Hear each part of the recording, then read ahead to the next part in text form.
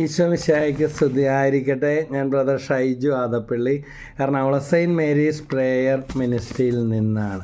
നമ്മൾ ഈ ലോകത്തിൽ എന്തെല്ലാം നേടിയാലും, എന്തെല്ലാം പ്രേക്ഷിത വേലകൾ ചെയ്താലും, എന്തെല്ലാം സമ്പാദിച്ചാലും, ഏതെല്ലാം പദവികളിൽ എത്തിച്ചേർന്നാലും നമ്മുടെ ഉള്ളിൻ്റെ ഉള്ളിൽ വെറുപ്പും വാശിയും വൈരാഗ്യവും ശത്രുതയും വെച്ച് പുലർത്തിക്കൊണ്ടിരുന്നാൽ, അതായത് ആത്മാവ് നഷ്ടപ്പെടുന്ന അവസ്ഥ, ഏത് പൊസിഷൻ വരെ എത്തിച്ചേർന്നാലും അതുകൊണ്ട് നമുക്കൊരു കാര്യമില്ല.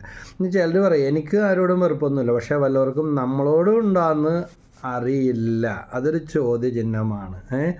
മാർക്കോസ് 11:24-25 പറയുന്നുണ്ട്, നിങ്ങൾ പ്രാർത്ഥിക്കുകയും യാചിക്കുകയും ചെയ്യുകയും യാചിക്കുകയും ചെയ്യുന്ന എന്തും ലഭിക്കുമെന്ന് വിശ്വസിക്കുകയും നിങ്ങൾക്ക് ലഭിക്കുക തന്നെ ചെയ്യും. അതാണ് പ്രാർത്ഥന. പക്ഷേ നിങ്ങൾക്ക് ആരോടെങ്കിലും എന്തെങ്കിലും വിരോധമുണ്ടെങ്കിൽ എന്ത് ചെയ്യണം? ക്ഷമിച്ച് പ്രാർത്ഥിച്ചാലേ പ്രാർത്ഥന കേൾക്കുമെന്ന് അവിടെ പറഞ്ഞിരിക്കുന്നത്. Praise the Lord, hallelujah. വീണ്ടും മത്തായി 5:23 പറയുന്നുണ്ട്, നീ ബലിയർപ്പിക്കാൻ ബലിപീഠത്തിലേക്ക് വരുമ്പോൾ നിൻ്റെ സഹോദരന് നിന്നോട് എന്തെങ്കിലും വിരോധമുണ്ടെന്ന് തോന്നുന്ന പക്ഷം ബലിവസ്തു അവിടെ വെച്ചിട്ട് പോയി രമ്യതപ്പെട്ട് വന്ന് ബലിയർപ്പിക്കാം. അതായത് നമ്മൾ എത്ര ആയിരം പ്രാവശ്യം വചനം എഴുതിയാലും, എന്തെല്ലാം പ്രേക്ഷിത വേലകൾ ചെയ്താലും, എത്ര വീടുകൾ മറ്റുള്ളവർക്ക് വെച്ച് കൊടുത്താലും, എത്ര പാവപ്പെട്ടവർക്ക് ഭക്ഷണപ്പൊതിയും വസ്ത്രങ്ങൾ, ഇപ്പോൾ നമ്മുടെ സെയിൻറ്റ് മേരീസ് പ്രേമശയുടെ വിശപ്പിൻ്റെ വിളി ഏകദേശം ഒരു 70,000-70,000-ഓളം പേർക്ക് ഭക്ഷണപ്പൊതികൾ തെരുവിൽ കിടക്കുന്നവർക്ക് എത്തിച്ചു കൊടുക്കാനായിട്ട് സാധിച്ചു. അതൊക്കെ നല്ല കാര്യം. പക്ഷേ അതിനും കൂടുതൽ ചെയ്യുന്നവരെയും കണ്ടുമുട്ടുന്നുണ്ട്. അപ്പോൾ ഇതെല്ലാം ചെയ്താലും ശത്രുതയും വെറുപ്പും വാശി വൈരാഗ്യമാണ് നമ്മുടെ ഉള്ളിലെങ്കിൽ നമ്മൾ ചീഞ്ഞ് നാറുന്ന കല്ലറയുടെ ഉള്ളറ പോലെയാണ്. അപ്പോൾ ലാസർ മരിച്ചിരുന്നു, നാറ്റം വന്നിരുന്നു. പക്ഷേ സഹോദരിമാർ പറഞ്ഞു, കർത്താവ് ഇപ്പോൾ നാറ്റം വന്നിട്ടുണ്ടാവും. പക്ഷേ കർത്താവ് വന്നപ്പോൾ മാറ്റം വന്നു. കർത്താവിൻ്റെ സാന്നിധ്യം, ഈശോയുടെ ആ സ്നേഹം നമ്മളോട് ആവശ്യപ്പെടുന്നതാണ്. ശത്രുവിനോട് ക്ഷമിക്കണം. ശത്രു മിത്രമായി മാറും. ശത്രുക്കൾക്ക് ഉപകാരം ചെയ്ത് കൊടുക്കണം. പറ്റുമെങ്കിൽ കഴിക്കാനും കൂടി എന്തെങ്കിലും കൊടുക്കാൻ പറ്റും. അങ്ങനത്തെ ഒത്തിരി അനുഭവങ്ങൾ ഉണ്ടായിട്ടുണ്ട്. ദൈവവചനത്തിൽ പറയുന്നത് ഒന്നും വെറുതെ അല്ല. നമ്മൾ ക്ഷമിക്കാൻ, അത് കുറഞ്ഞ പടിയാണ്, ഏറ്റവും കുറഞ്ഞ കാര്യം. ക്ഷമിച്ചാൽ മാത്രം പോരാ, അവരെ അനുഗ്രഹിക്കണം, അവർക്ക് വേണ്ടി പ്രാർത്ഥിക്കണം. പറ്റുമെങ്കിൽ ഒരു നേരത്തെ ഭക്ഷിക്കാൻ അല്ലെങ്കിൽ എന്തെങ്കിലും സഹായങ്ങൾ, വഴികൾ അവർക്ക് ചെയ്തു കൊടുക്കണം. എൻ്റെ കുടുംബം എന്നോട് പറയാറുണ്ട്, നമുക്കിട്ട് പണിതവരാണ്, അല്ലെങ്കിൽ നമ്മുടെ കുതികാല് വെട്ടിയവരാണ്, ഇനി പെരക്കാത്ത് കയറ്റരുത്, അല്ലെങ്കിൽ ഇനി ഒരു വക സഹായവും ചെയ്തു കൊടുക്കുന്നത്. പക്ഷേ അവർ പറയും, നമ്മൾ ഇതെങ്ങനെ ക്ഷമിച്ച്. ഞാൻ ചില സമയത്ത് നിശബ്ദത പാലിക്കും. ഒത്തിരി അനുഭവങ്ങൾ ഇതുപോലെ ഉണ്ട്. അവരെ കൊണ്ട് അവർക്ക് വേണ്ടി തന്നെ ദൈവം നമ്മളെ ഉപകാരം ചെയ്തു കൊടുക്കാൻ സഹായിക്കാം. ഇനി നമുക്ക് ആരെ വേണ്ടെന്ന് പറഞ്ഞോ, ആർക്കും ആരും ഒന്നും ആരുടെയും തീരല്ല. ചിലപ്പോൾ നമുക്ക് ഒരിക്കലും ഇനി ഇവരുടെ സഹായം വേണ്ട, ഇവരുടെ മാത്രം വേണ്ട, വേറെ ആരുടെ ആയാലും മതി എന്ന് പറയുന്ന, ചിലപ്പോൾ അവരെ തന്നെ ദൈവം നമുക്ക് വേണ്ടി ഉപയോഗിക്കേണ്ടി വന്നേക്കാം. അതുകൊണ്ട് ഒന്നിലും അറമ്പറ്റിയ വാക്കുകളോ അറമ്പറ്റിയ രീതികളോ ഉപയോഗിക്കരുത്. വലിയ വചനപ്രഘോഷകനും വലിയ ഗ്രേഡ് കൂടിയ ആൾക്കാരും ഒന്നും കളിച്ചിട്ട് കാര്യമില്ല. എളിമയുടെ തലത്തിലേക്ക് ഇറങ്ങാൻ, ഞാൻ എനിക്ക് വേണ്ടി തന്നെ കൂടെയാണ് ഈ വചനം പറയുമ്പോൾ, പറയുന്നവനും മുറിയണം, കേൾക്കുന്നവനും മുറിയണം. കാരണം ഹെബ്രായർ 4:12 ദൈവവചനം സജീവ ഊർജ്ജസ്വര ഇരുതല വാളിനേക്കാൾ മൂർച്ചയേറിയതും അസ്ഥികളിലും സന്ധിബന്ധങ്ങളിലും മജ്ജയിലും ഹൃദയവികാര വിചാരങ്ങളും തുളച്ചിറങ്ങുന്നതാണ്. അപ്പോൾ പറയുന്നവനും മുറിയണം, കേൾക്കുന്നവനും മുറിയണം. അല്ലാതെ കുറേ പ്രാവശ്യം എഴുതിയതുകൊണ്ടോ പറഞ്ഞതുകൊണ്ടോ ഒരു ഫലവും ഇല്ല. വചനം ഫലം പുറപ്പെടുവിക്കുന്നതായിത്തീരണം. ഗോതമ്പോണി അഴിയാത്ത പക്ഷം അത് അതേപടി ഇരിക്കും എന്ന് യോഹന്നാൻ 12:24 പറയുന്നുണ്ട്. അപ്പോൾ ചേറിലേക്ക് എറിയപ്പെടുന്ന പോലത്തെ അനുഭവങ്ങൾ, സഹനങ്ങളുടെ അനുഭവങ്ങൾ നമുക്ക് ഈ ജീവിതത്തിലുണ്ട്. അതെല്ലാം ശുദ്ധീകരണ ആത്മാക്കളുടെ മോചനത്തിന് വേണ്ടി, പാപികളുടെ മാനസാന്തരത്തിന് വേണ്ടി ഒന്ന് കാഴ്ചവെച്ച്, എൻ്റെ വഴി തടഞ്ഞവനാണ്, ബ്രദറിന് ശരിക്കും അറിയാൻ പാടില്ലാഞ്ഞിട്ടാണ്, എൻ്റെ ഓഹരി കൂടി തട്ടിയെടുത്തതാണ്, എനിക്കമ്മ തന്നത് തിരിച്ച് എഴുതിച്ച്, അമ്മേനെ പറഞ്ഞ് പറ്റിച്ച് തിരിച്ച് എഴുതി മേടിച്ചതാണ്, പിന്നെ എനിക്കിട്ട് പാര വെച്ചവരുടെ കൂടെ നിന്ന് എനിക്കിട്ട് പണിതു, കേസ് കൊടുത്തു, കള്ളപ്പെട്ടു, എൻ്റെ ജോലി കളയിച്ചു. ഇങ്ങനെ ഓരോരുത്തർക്കും പല എൻ്റെ കല്യാണം മുടക്കി, എന്നെക്കുറിച്ച് ഇല്ലാവചനങ്ങൾ പറഞ്ഞു വരുത്തി. എത്രയോ നാൾ ഞാൻ ഉറങ്ങിയിട്ടില്ലെന്നറിയാമോ? ഞാൻ മരിക്കാൻ വേണ്ടി വരെ നോക്കിയതാണ്, മരിക്കാൻ വേണ്ടി പോയതാണ്, എന്നിട്ടും മരിച്ചില്ല. അതാ ദൈവത്തിൻ്റെ കാരുണ്യം. ഇനിയും എവിടെ നിൻ്റെ കണ്ണുനീര് വീണോ, ആര് നിൻ്റെ കണ്ണുനീര് വീഴ്ത്തിയോ അവരുടെ മുമ്പിൽ തന്നെ ദൈവം നിന്നെ ഉയർത്തും. മേൽവസ്ത്രം പോയവനെ പട്ടുവസ്ത്രം കൊടുത്ത ദൈവം, ഉയർത്തിയ ദൈവം. പഴയ നിയമത്തിൽ ദൈവദാസൻ ജോസഫിന് ഇതാ എല്ലാ കഥകൾ പറഞ്ഞു വരുത്തപ്പെട്ട, ഇനി അനുഭവിക്കാനൊന്നുമില്ല, പക്ഷേ മേൽവസ്ത്രം പോയവനെ പട്ടുവസ്ത്രം ധരിപ്പിച്ച ദൈവത്തെക്കുറിച്ച് നമ്മൾ ബൈബിളിൽ കാണുന്നുണ്ട്, ഉൽപ്പത്തി പുസ്തകത്തിൽ. Praise the Lord. അപ്പോൾ എന്നെ കേട്ടുകൊണ്ടിരിക്കുമ്പോൾ നിങ്ങൾ ഏത് കാര്യത്തെ ഓർത്ത്, ആരെ ഓർത്ത്, ആരോടെല്ലാം ക്ഷമിച്ചാലും, ആരോടെ അടുത്തെല്ലാം പോയാലും അവൻ്റെ അടുത്ത് മാത്രം പോകില്ല. അങ്ങനെ ഉറപ്പിച്ച് തീരുമാനിക്കാൻ വരട്ടെ. ആരാ വേണ്ടത്, നമുക്ക് വേണ്ടി വരുന്നത്, ആർക്കാണ് നമ്മൾ വേണ്ടി വരുന്നതെന്നെല്ലാം നമുക്കറിയില്ല. കാലം വായിക്കാത്ത മുറിവുകളില്ല. അപ്പോൾ പറയും ഇതങ്ങനെയല്ല, മായ്ക്കുമായിരിക്കും എന്ന്. മകനെയും മകളെ സ്വന്തം വീട്ടിൽ കയറ്റാത്തവരും, അപ്പനെയും അമ്മനെയും മറ്റേ മക്കൾ നോക്കട്ടെ എന്ന് പറയുന്നവരും, അല്ലെങ്കിൽ അർത്ഥ കൈക്ക് ഉപ്പ് തേക്കാത്തവരും, പെങ്ങന്മാരെ രോഗിയായി കിടക്കുന്ന വൃദ്ധരായ അമ്മയെ അല്ലെങ്കിൽ അപ്പനെ കാണാൻ അനുവദിക്കാത്തവരും, ഭാര്യ വീട്ടിൽ വിടാത്തവരും പോകാത്തവരും ഒക്കെ ഉണ്ട്. അവസാനം അവർ വന്ന് നോക്കണ്ട, അവർ പോകണ്ട, അങ്ങനത്തെ പല സംഭവങ്ങൾക്കും എൻ്റെ ശുശ്രൂഷാ ജീവിതത്തിൽ ഞാൻ കണ്ടിട്ടുണ്ട്. ആരെ വേണ്ടെന്ന് പറഞ്ഞു അവരെ തന്നെ വേണ്ടി വന്നു. അതുകൊണ്ട് തമ്പുരാൻ്റെ നാമത്തിൽ, ഈശോയുടെ നാമത്തിൽ ഇത് കേട്ടുകൊണ്ടിരിക്കുന്ന ഒരു മോന് ജോലി കിട്ടുന്നില്ലേ, കുടുംബത്തിൽ മംഗളകാര്യം നടക്കുന്നില്ലേ, അതിനേക്കാൾ മാർക്ക് കുറഞ്ഞവരും ഇത്രയും പഠിപ്പില്ലാത്തവരെയും വന്ന് കോരിക്കൊണ്ട് പൊക്കിക്കൊണ്ട് പോയി എന്ന് പറയുന്ന സങ്കടാവസ്ഥയിലാണോ? നമ്മുടെ പറമ്പിൽ ഇന്നാരോ പറഞ്ഞ എൻ്റെ പറമ്പിൽ ജോലിയെടുത്തവരുടെ മകൻ വരെയും വലിയ ലെവലിലായി. നമ്മുടെ 3 മക്കൾക്കും ഒന്നും എത്തിയിട്ടില്ല എന്ന് പറയുന്ന വ്യക്തിയെ കണ്ടത് ഓർക്കുകയാണ്. ഒന്ന് ആത്മശോധന ചെയ്യ്. വലിയ കൊമ്പും വെച്ചുകൊണ്ടിരുന്നിട്ട് ഒരു കാര്യമില്ല. എളിമയുടെ തലത്തിലേക്ക് ഇറങ്ങി വാ. കർത്താവ് വിളിച്ചപ്പോൾ സക്കേവൂസ് ലൂക്കാസ് സുവിശേഷം 19-ാം അധ്യായത്തിൽ ഇറങ്ങി വന്നു.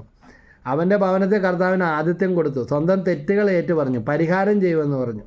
അതുകൊണ്ട് വെറുപ്പ്, അവനവനോട് തന്നെ വെറുപ്പുണ്ട്. അങ്ങനെയുള്ളവരുണ്ട്. അത് ഭയങ്കര, എന്തിനാ എന്നെ ഇങ്ങനെ സൃഷ്ടിച്ചത്, എന്നെ പെണ്ണായിട്ട് സൃഷ്ടിച്ചത് എന്തിനാ, എന്നെ എന്തിനാ ആണാക്കിയത്, ഇങ്ങനത്തെ കുടുംബത്തിൽ കൊണ്ടുവന്നത് എന്തിനാ, എന്നെ ഇങ്ങനത്തെ ആളെ കൊണ്ട് കെട്ടിച്ചത് എന്താ, അതിനെക്കുറിച്ച് ഇയാളെക്കുറിച്ച് നല്ലോണം അന്വേഷിക്കാഞ്ഞ എന്താ, ഇങ്ങനെയൊക്കെ ചോദിക്കാമോ? ഇതൊക്കെ അഹങ്കാരത്തിൻ്റെ വാക്കുകളാണ്.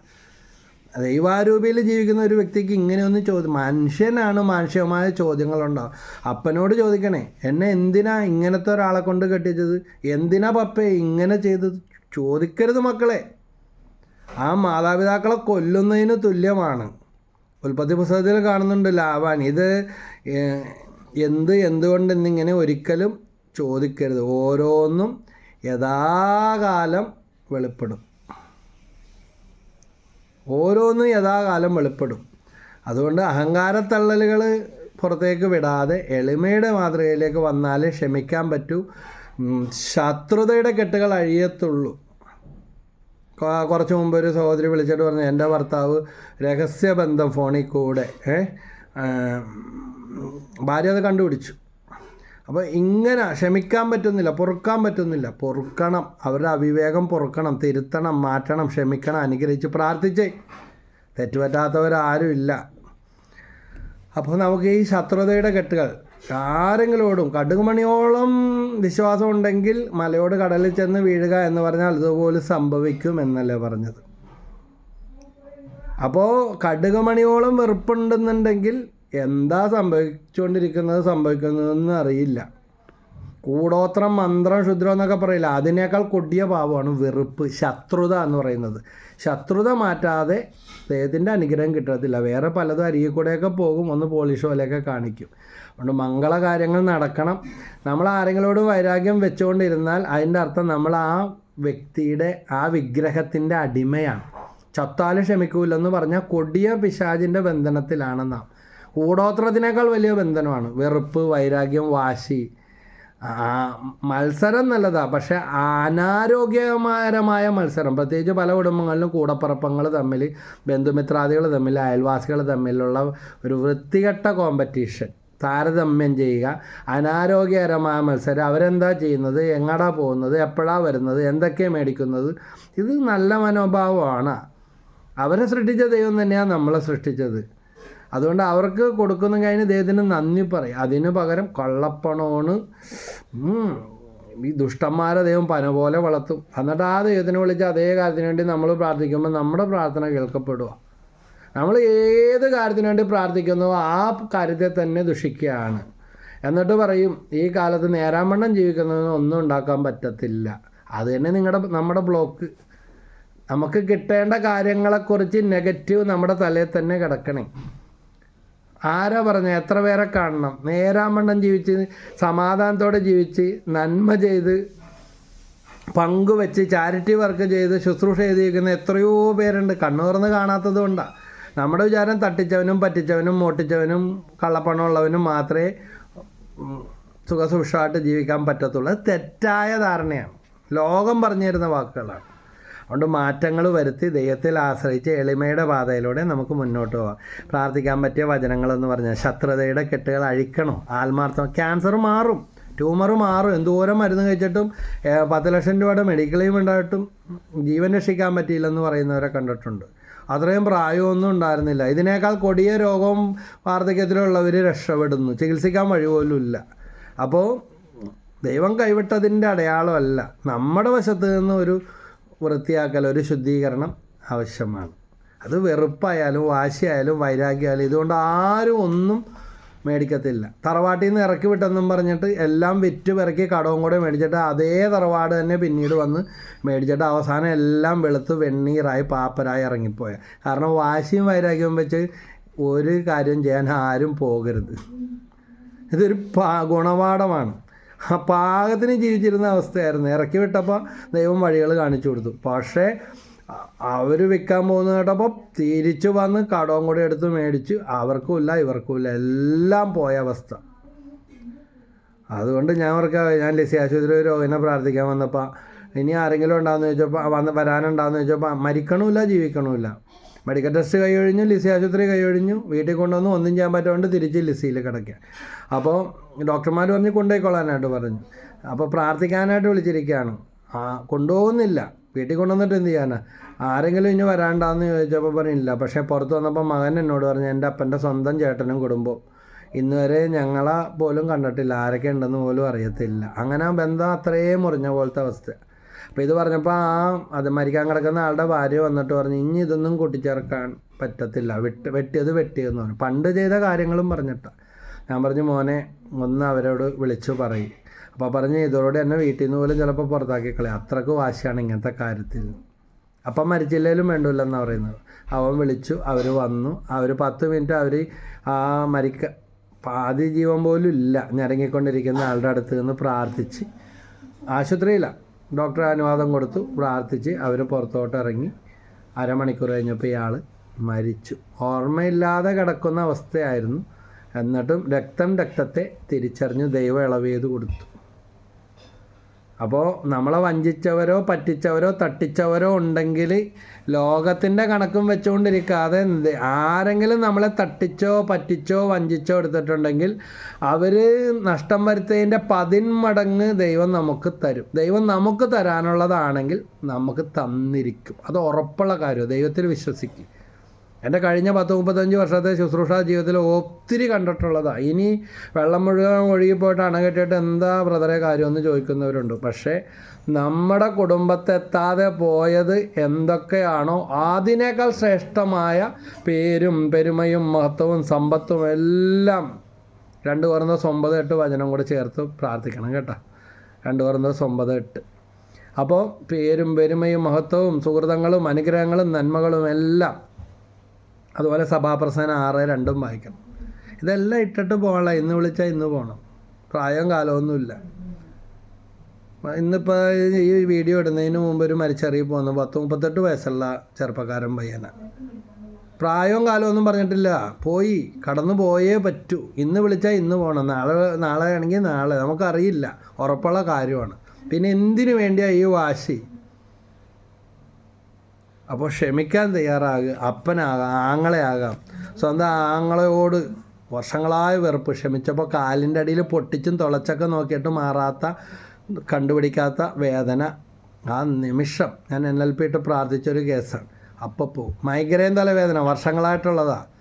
വെറുപ്പ് മാറ്റി ഒരു കാര്യം ഉണ്ടായിരുന്നു, ഒരു കാര്യം ക്ഷമിച്ച് ക്ഷമ കൊടുത്ത് വിട്ടുകൊടുക്കാൻ തയ്യാറാണ്. ഈശോനെ വേണോ ഇത് വേണോ? ഈശോനെ വേണം.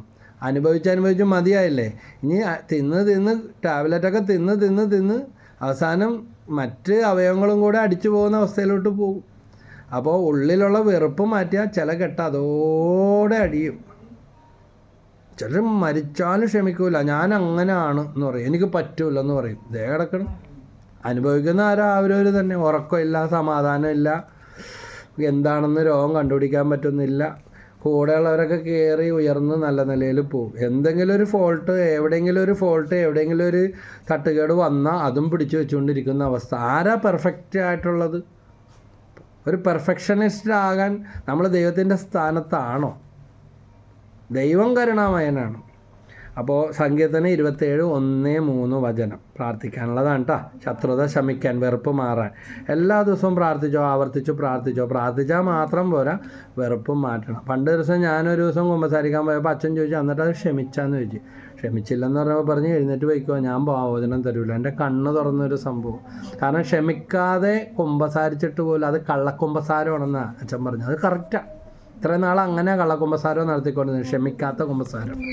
അതുകൊണ്ട് ക്ഷമിച്ച് പ്രാർത്ഥിക്കണം. സങ്കീർത്തനം 27:1-3 കർത്താവിൻ്റെ പ്രകാശവും രക്ഷയുമാണ്, ഞാൻ ആരെ ഭയപ്പെടണം? കർത്താവിൻ്റെ ജീവിതത്തിന് കോട്ടയാണ്, ഞാൻ ആരെ പേടിക്കണം? എതിരാളികളും ശത്രുക്കളുമായ ദുർവൃത്തർ ദുരാരോപണങ്ങളുമായി എന്നെ ആക്രമിക്കുമ്പോൾ അവർ തന്നെ കാലിടറി വീഴും. ഒരു സൈന്യം തന്നെ എനിക്കെതിരെ പാളയമടിച്ചാലും എൻ്റെ ഹൃദയം ഭയം അറിയുകയില്ല. എനിക്കെതിരെ യുദ്ധമുണ്ടായാലും ഞാൻ ആത്മധൈര്യം വെടിയുകയില്ല. ഭൂമി ഇടിഞ്ഞ് താഴോട്ട് പോയെന്ന് പറഞ്ഞാലും ആകാശം ഇടിഞ്ഞു വന്നെന്ന് പറഞ്ഞാലും ശരി, എന്ത് താങ്ങും?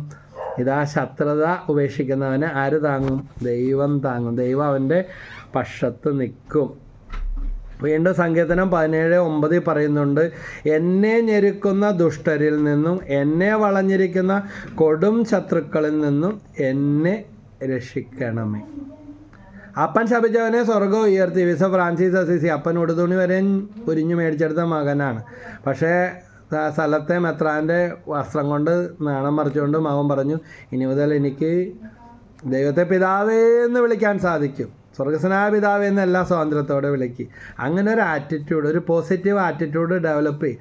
1000-10,000 വീണേക്കാം, എതിരായി തീർന്നേക്കാം, ശുശ്രൂഷകരെതിരായി തീർന്നേക്കാം. നമ്മുടെ ശുശ്രൂഷകളെ ശുശ്രൂഷാ ജീവിതത്തിലൊക്കെ ഉള്ളവർ എതിരായിട്ട് വളച്ചൊടിച്ച് വ്യാഖ്യാനിക്കുന്നവരും കുറ്റം ആരോപിക്കുന്നവരും ഇതെല്ലാം കർത്താവിനുണ്ടതാ. പച്ചമരത്തെ വെറുതെ വിട്ടില്ല. ഉണക്കമരത്തിൻ്റെ കാര്യം പറയാനുണ്ടോ?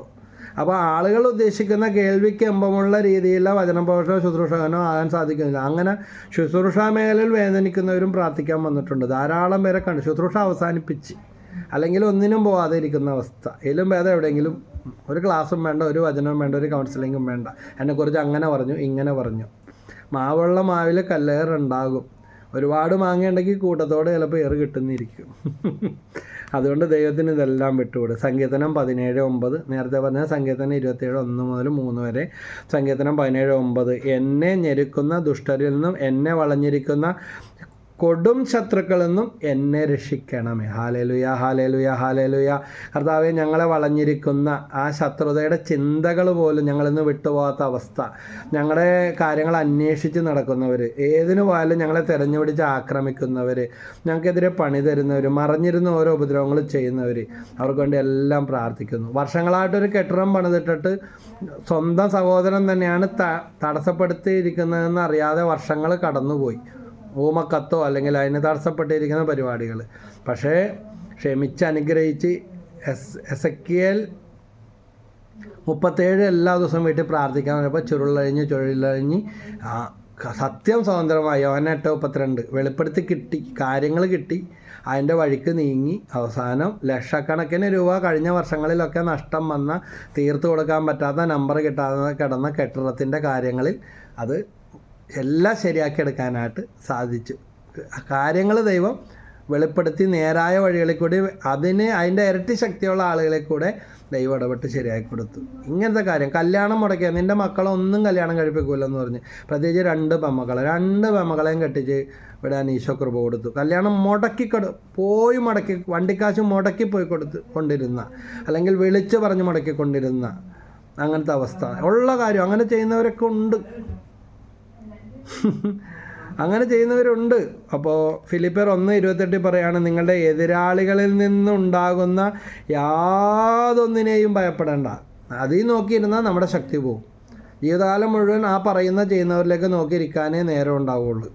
പക്ഷെ അവർ ഞങ്ങൾക്ക് വേണ്ടി പ്രാർത്ഥിക്കണേ എന്ന് പറയുന്നതായിട്ടൊന്ന് കണ്ട് അവരോട് ക്ഷമിച്ച്, നമ്മളെ ഉപദ്രവിക്കുന്നവർ നമ്മുടെ പ്രാർത്ഥന ആവശ്യമുള്ളവരാണ്, ഞങ്ങൾക്ക് വേണ്ടി അപേക്ഷിക്കണേ എന്ന് പ്രാർത്ഥിക്കുന്നതായിട്ട് അവർ ചെയ്യുന്ന ഓരോ സഹനവും ഒന്ന് കണ്ട് ആരും ആകട്ടെ. അപ്പോൾ നിങ്ങളുടെ എതിരാളികളിൽ നിന്നുണ്ടാകുന്ന യാതൊന്നിനെയും ഭയപ്പെടേണ്ട. ദൈവത്തിൽ നിന്നുള്ള അടയാളമാണ് അത്. അവർക്ക് നാശത്തിൻ്റെയും നിങ്ങൾക്ക് രക്ഷയുടെ അടയാളം. ഈ ബോധ്യം നമുക്കുണ്ടോ? സങ്കീർത്തനം 92:9-11 അതിൽ പറയുന്നത്, കർത്താവേ, അങ്ങയുടെ ശത്രുക്കൾ നശിക്കും, ദുഷ്കർമ്മികൾ ചിതറിക്കപ്പെടും. എന്നാൽ അവിടുന്ന് എൻ്റെ കൊമ്പ് കാട്ടുപോത്തിൻ്റെ കൊമ്പ് പോലെ ഉയർത്തി, അവിടുന്ന് എൻ്റെ മേൽ പുതിയ തൈലം ഒഴിച്ചു. എൻ്റെ ശത്രുക്കളുടെ പതനം എൻ്റെ കണ്ണ് കണ്ടു, എന്നെ ആക്രമിക്കുന്ന ദുഷ്ടരുടെ ദുരന്തം എൻ്റെ ചെവിയിൽ കേട്ടു. ദൈവമേ, അങ്ങനെ ഒന്ന് കേൾക്കാൻ ഇടയാക്കരുത്. സംഖ്യ 10:35, കർത്താവേ, അങ്ങയുടെ ശത്രുക്കൾ ചിതറിപ്പോട്ടെ. കർത്താവെ, ഉണർന്നെഴുന്നേൽക്കണേ, അങ്ങയുടെ ശത്രുക്കൾ ചിതറിപ്പോട്ടെ. സങ്കീർത്തനം 68:1-3 പറയുന്നുണ്ട്. ഒന്നുപോലും ദൈവം ഉണർന്നെഴുന്നേൽക്കട്ടെ, അവിടുത്തെ ശത്രുക്കൾ ചിതറിപ്പോകട്ടെ, അവിടുത്തെ ദേഷിക്കുന്നവർ അവിടുത്തെ മുമ്പിൽ നിന്ന് ഓടിപ്പോകട്ടെ. കാറ്റിൽ പുകയെന്ന പോലെ അവരെ തുരത്തണം, അഗ്നിയിൽ മെഴുകു ഉരുകുന്നത് പോലെ. മെഴുകു ഉരുകണം കണ്ടിട്ടില്ലേ? ചൂടേക്കുമ്പോൾ തന്നെ അത് ഉരുകി ഒലിച്ചു പോകും അല്ലേ? അതുപോലെ ദുഷ്ടർ ദൈവസന്നിധിയിൽ നശിച്ചു പോകട്ടെ, നീതിമാന്മാർ സന്തോഷഭരിതരാകട്ടെ, ദൈവസന്നിധിയിൽ അവർ ഉല്ലസിക്കട്ടെ, അവർ ആനന്ദം കൊണ്ട് മതിമറക്കട്ടെ. ഇന്നുവരെ അനുഭവിച്ച സങ്കടങ്ങളെല്ലാം ഇതാ നിൻ്റെ ജീവിതകാലത്ത് തന്നെ ദൈവം ഉടനടി മാറ്റം തരും. ഇന്നു മുതൽ പ്രവർത്തനം ആരംഭിക്കും. ഇപ്പോൾ ഇവിടെ ഈ ശുശ്രൂഷ ആരംഭിക്കട്ടെ. എവിടെ നീ നാണം കെട്ടോ, എവിടെ നീ പരിഭ്രമിച്ചോ, എവിടെ നിന്നെക്കുറിച്ച് ഇല്ലാക്കഥ പറഞ്ഞിട്ട് കൂട്ടത്തോടെ നീ ആക്രോശിക്കപ്പെടുകയും ആക്രമിക്കപ്പെടുകയും ചെയ്തോ, അവിടെ തന്നെ നിൻ്റെ യശസ് ദൈവം ഉയർത്തും. നിൻ്റെ ഗ്രാമത്തിൽ മാത്രമല്ല, നിൻ്റെ ഫാമിലിനെയും. ഇപ്പോൾ ആദപ്പള്ളി ആണെങ്കിൽ, എൻ്റെ വീട്ടുകാർ ആദപ്പള്ളി എന്നാണ്, ആദപ്പള്ളിയിൽ ദൈവം ഉയർത്തും. നിൻ്റെ ഗ്രാമത്തിൽ ദൈവം ഉയർത്തും. ഇടപ്പള്ളി സൗത്ത്, ഇടപ്പള്ളി നോർത്തും ഉണ്ട് സൗത്തും ഉണ്ട്. ഇടപ്പള്ളി തെക്കുംഭാഗം വില്ലേജാണ്. ദൈവം ഉയർത്തും. അനുഭവങ്ങൾ കൊണ്ടാണ് പറയുന്നത്. നിൻ്റെ പട്ടണത്തിൽ ദൈവം ഉയർത്തും. പ്രൈസലോ. ഇതും അനുഭവത്തിൽ നിന്ന് തന്നെയാണ് പറയുന്നത്. പലർക്കും പറഞ്ഞു കൊടുത്തത് സ്വന്തം അനുഭവത്തിൽ അനുഭവിക്കുന്ന. എവിടെ നീ നിന്ദിക്കപ്പെട്ടോ, എവിടെ നീ മാനിക്കപ്പെടാതെ പോയോ, അവിടെ നിന്നെ കർത്താവായ യേശു ഉയർത്തും. മരിച്ചു കഴിഞ്ഞത് സ്വർഗത്തിൽ കൊണ്ടുപോകുന്ന മാത്രം ഒരു ദൈവമല്ല, ഈ ജീവിതത്തിൽ തന്നെ കിട്ടും. നിൻ്റെ പട്ടണത്തിൽ, നിൻ്റെ സ്റ്റേറ്റിൽ, നിൻ്റെ രാജ്യത്ത്, ദേശദേശാന്തരങ്ങളിൽ ദൈവം ഉയർത്തും. നിന്നൊന്ന് കേൾക്കാൻ, അവർക്ക് നിന്നെ കാണാൻ ഇഷ്ടമില്ലെങ്കിൽ,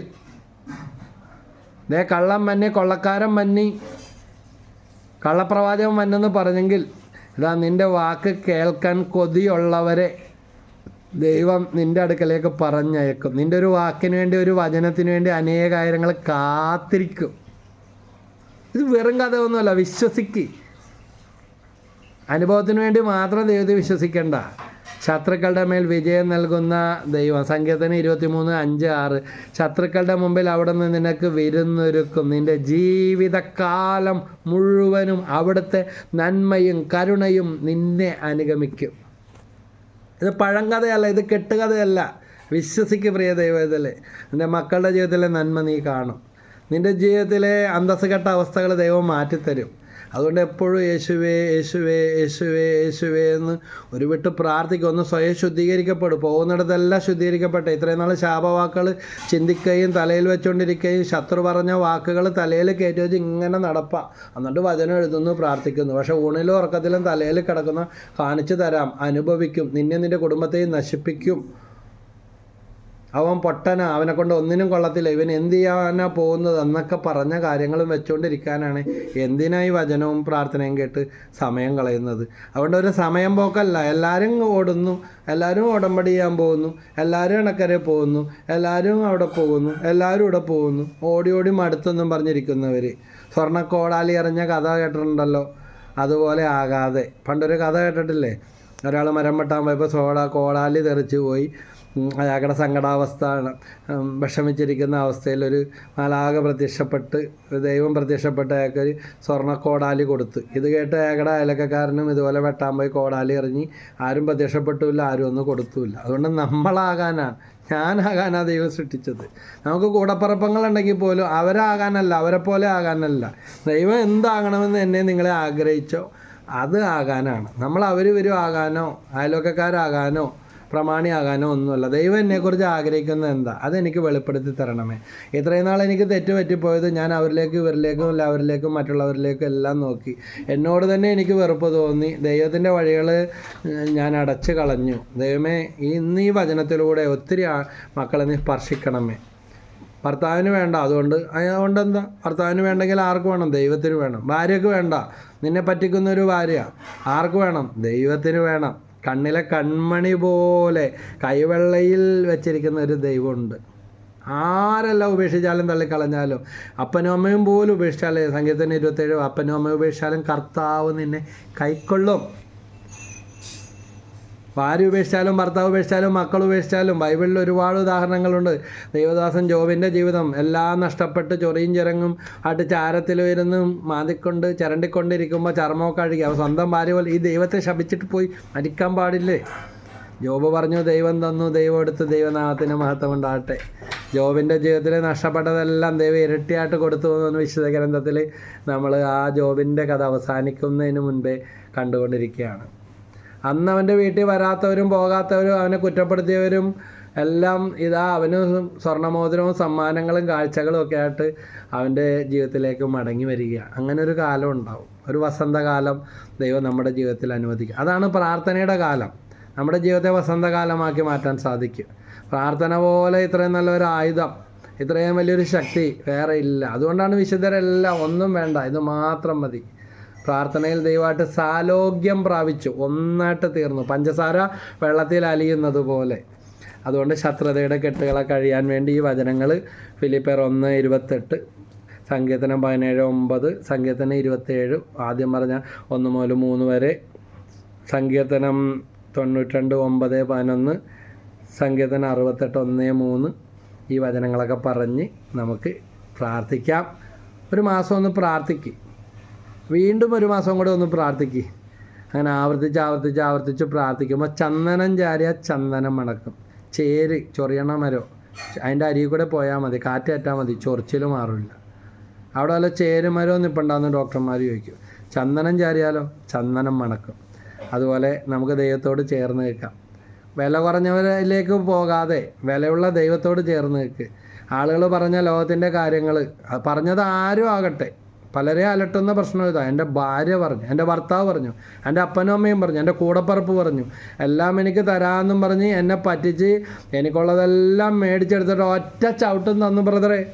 ബ്രദറാണെങ്കിൽ ക്ഷമിക്കുമോ ചോദിക്കുന്നവരുണ്ട്. എല്ലാം മേടിച്ചെടുത്തു. ക്ഷമിക്കണം. നമ്മുടെ കർത്താവിൻ്റെ വചനത്തിലല്ലാതെ ഒന്നും പറഞ്ഞു തരാനില്ല. ക്ഷമിച്ചാൽ അത്ഭുതം നടക്കും, ക്ഷമിച്ചാൽ രോഗശാന്തി കിട്ടും, ക്ഷമിച്ചാൽ പ്രാർത്ഥന കേൾക്കും, ശത്രുമിത്രമായി മാറും, ഇതെല്ലാം കടങ്കഥയായിട്ട് മാറും, സ്വപ്നത്തിലെ പോലെ കടന്നു പോകും. ഈ ജീവിതത്തിൽ തന്നെ വഴികൾ തുറക്കും. അതുകൊണ്ട് ഒരു മൂരാച്ചിയായി അല്ലെങ്കിൽ ഒറ്റപ്പെട്ട് ജീവിക്കുന്ന ജീവിതം മടുത്തില്ലേ? ഒന്ന് കാണണമെന്നും മിണ്ടണമെന്നൊക്കെ ആഗ്രഹമില്ലേ? ചത്ത് മണ്ണടിഞ്ഞ് കഴിയുമ്പോൾ എന്തായാലും എങ്ങനെയെങ്കിലും അറിഞ്ഞ് വഴിയിൽ നിന്ന ചിന്തേരിൽ വീട്ടിൽ വന്നാൽ കണ്ടിട്ടും പോകും. കയറിപ്പോരുതെന്ന് പറഞ്ഞാലും ആരൊക്കെ വന്നതെന്നും പോകുന്നതെന്നും നമുക്ക് ഒരു നിയന്ത്രണവും ഇല്ല. അപ്പോൾ ജീവിച്ചിരിക്കുമ്പോൾ ക്ഷമിക്ക്, ജീവിച്ചിരിക്കുമ്പോൾ സ്നേഹിക്ക്. വിചാരിച്ചതൊന്നും കിട്ടിയില്ലെങ്കിലും തന്നില്ലെങ്കിലും ദൈവത്തിൻ്റെ ആത്മാവിലൂടെ ഇന്ന് മാറ്റം വരുത്തിയാൽ ദൈവത്തിൻ്റെ ആത്മാവിലൂടെ ദൈവം നമുക്കും നമ്മുടെ കുടുംബത്തിനും തലമുറകൾക്ക് ആവശ്യമായി തന്നിരിക്കും. ദൈവത്തിൻ്റെ കയ്യിൽ ഇനിയും ഉണ്ട് വിലയുള്ള കാര്യങ്ങൾ, അനുഗ്രഹങ്ങൾ. ദൈവമേ യേശുവേ രക്ഷക, ഈ വചനം കേട്ടുകൊണ്ടിരിക്കുന്ന ഓരോ വ്യക്തിയും അവരുടെ ജീവിതത്തിൽ വലിയ നഷ്ടങ്ങൾ, മാനക്കേടുകൾ, അവമാനങ്ങൾ, വേദനകൾ, ശത്രുപീഡകൾ അനുഭവിച്ചിട്ടുണ്ട്. ഇല്ലാ കഥകൾ കേട്ട് മടുത്തവരുണ്ട്, പുറകെ പിന്തുടർന്ന് പീഡിപ്പിക്കപ്പെടുന്നവരുണ്ട്, കുടുംബവിധക്കാരുണ്ട്, ഒറ്റപ്പെട്ട അവസ്ഥയിൽ കഴിയുന്നവരുണ്ട്, തൊഴിൽ നഷ്ടപ്പെട്ടിരിക്കുന്നവരുണ്ട്, വിവാഹം വേണ്ടെന്ന് വെച്ചിരിക്കും മുടങ്ങി. ആരെയും പ്രതി ഒന്നും വേണ്ടെന്ന് വെക്കാതെ ദൈവത്തിൻ്റെ തീരുമാനം എന്താണെന്ന് അറിഞ്ഞ് മാറ്റം വരുത്താൻ കൃപ നൽകണമേ. നഷ്ടങ്ങളെല്ലാം ലാഭങ്ങളാക്കി മാറ്റാൻ കൃപ നൽകണമേ. മറ്റുള്ളതെല്ലാം ഉച്ഛിഷ്ടമായി കരുതികൊണ്ട് ആത്മരക്ഷയെ കരുതി അവരുടെയും ഞങ്ങളുടെ ആത്മാവ് നഷ്ടപ്പെടാതെ ദൈവസ്നേഹത്താൽ നിറയാൻ കൃപ നൽകണമേ. Hallelujah, hallelujah. ഞങ്ങളെ വേദനിപ്പിച്ച് എല്ലാവരോടും ക്ഷമിക്കുന്നു. ഞങ്ങളുടെ കുടുംബത്തിനെ താറുമാറാക്കിയ, ഞങ്ങളുടെ കയ്യിലുള്ളതെല്ലാം പിടിച്ചു മറിച്ചെടുത്ത, വാഗ്ദാനങ്ങൾ തന്നിട്ട് അത് പാലിക്കാതെ പോയവർ, ഞങ്ങളുണ്ടാകും ആരുമില്ലെങ്കിലും ഞങ്ങളുണ്ട് സഹായിച്ചോളാം, വലിയ ആശ്വാസവാക്കൊക്കെ ഒരു കാലത്ത് തന്നു. പക്ഷേ ഇന്ന് ആടുകടത്ത് കൂടെ പോലും ഇല്ലെന്ന് പറഞ്ഞതുപോലെ തിരിഞ്ഞു നോക്കാത്തവരും മിണ്ടാത്തവരും, ഒന്ന് വിളിക്കാല, ഒന്ന് അന്വേഷിക്കാല, നല്ല കാലത്ത് കൂടെ നിൽക്കാൻ, അല്ലെങ്കിൽ അവർക്ക് കയറിപ്പോകാൻ വേണ്ടി നമ്മളെ മുറുകെ പിടിച്ചു. പക്ഷേ പറ്റുമെങ്കിൽ ഒരു ചവിട്ടും കൂടെ വെച്ച് തന്നിട്ട് പോയിട്ടുള്ളവരുണ്ട്. അവർക്ക് വേണ്ടി എല്ലാം ഞങ്ങൾ പ്രാർത്ഥിക്കുന്നു. ഞങ്ങൾ പലരുടെയും ജീവിതത്തിൽ ഇതുപോലത്തെ മുറിവുകളാണ്. ഞങ്ങൾ വിചാരിച്ചവർ പലരും തിരിഞ്ഞു നോക്കിയില്ല. എന്നാൽ കർത്താവെ, തിരിഞ്ഞു നോക്കുമ്പോൾ ഞങ്ങൾ ഒട്ടും ആഗ്രഹിക്കാത്ത, വിചാരിക്കാത്ത പല വഴികളെയും വ്യക്തികളെയും നീ അയച്ചിട്ടുണ്ടായിരുന്നു.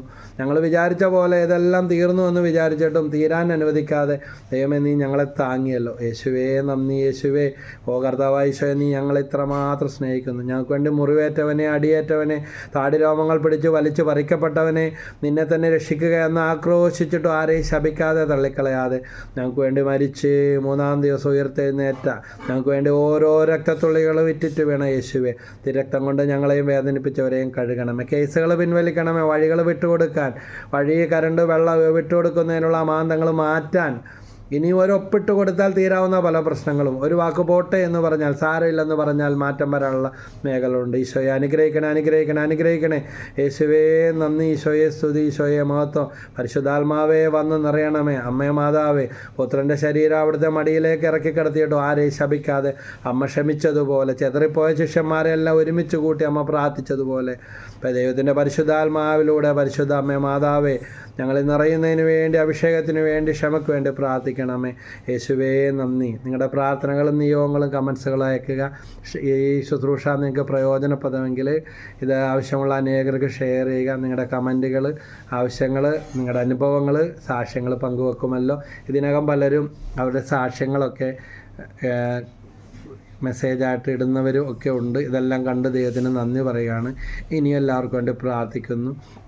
ഇതിപ്പോൾ പോസ്റ്റ് ചെയ്യുന്നത് 2024 നവംബർ മാസം.